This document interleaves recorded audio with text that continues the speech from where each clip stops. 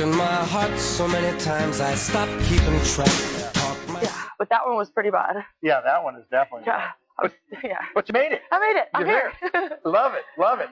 Well, tonight we're gonna cover two topics. So tell us a little bit about your adventures in beer. What you've been experiencing in beer, and what really turns you on about the beer industry and what you're seeing out there. Well, I started writing my blog about almost 3 years ago now, and so it's really interesting because I was a kid back when I first started writing it. Wait, you're still a kid? Come on. Well, when you think about how much I've done in the past couple of years, in such a short period of time, like I feel like I've grown up with my blog. It started out as kind of just a virtual notebook of me to record things on and promote events and everything like that. And I was a novice back then. I knew enough about beer. I liked it. I loved it. I just didn't know anything about, the science or the engineering behind it. And so over the past couple of years, I've been traveling all over the country. I've been going to breweries everywhere I go, and I've gotten to guest brew and, just work behind the scenes. And this summer I got to brew my own beer with we did a collaboration beer with a brewery out in Michigan called New Holland. And I approached them because they're just friends of mine, and I said, hey, I've always wanted to kind of like pitch my recipe and have it brewed on a commercial level. And they're like, all right, we have a small 7-barrel system, so we can brew it, So I was like, all right, okay. So I pitched a recipe, and I went back and forth. Did you do the whole entire process, or start to finish? Or? Yep.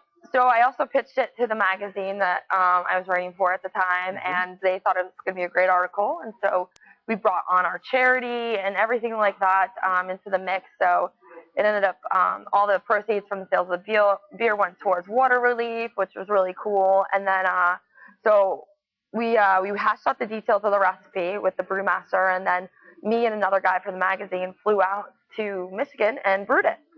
Wow. So we weren't involved in the secondary fermentation of the beer, which happened later on. But yeah, pretty much start to finish almost we were involved, and I had my hands in. So explain, because it's different than wine. Once you've gotten through these oak spirals, French oak spirals, so it gave that oaky flavor in a shorter period of time. And then so I think that took about 7 to 10 days. I'm almost positive for the Merlot yeast to eat up all the rest of the residual sugar. So. And how much beer did that make? How many bottles?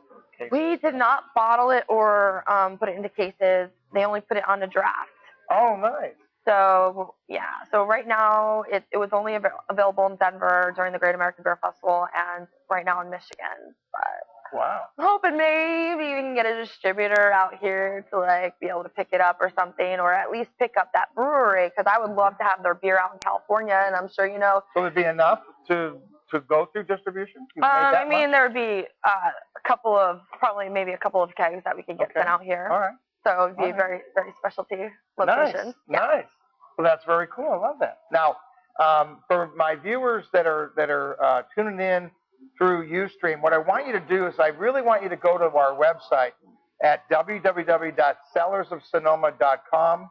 That's cellarsofsonoma.com, and then click on live broadcast. And the reason is, when you go there, you'll have a little dialog box to the side where you can ask questions. And what I want you to do is ask questions, and those will be funneled through my son Andrew, who's working our camera, and we'll answer questions from the audience.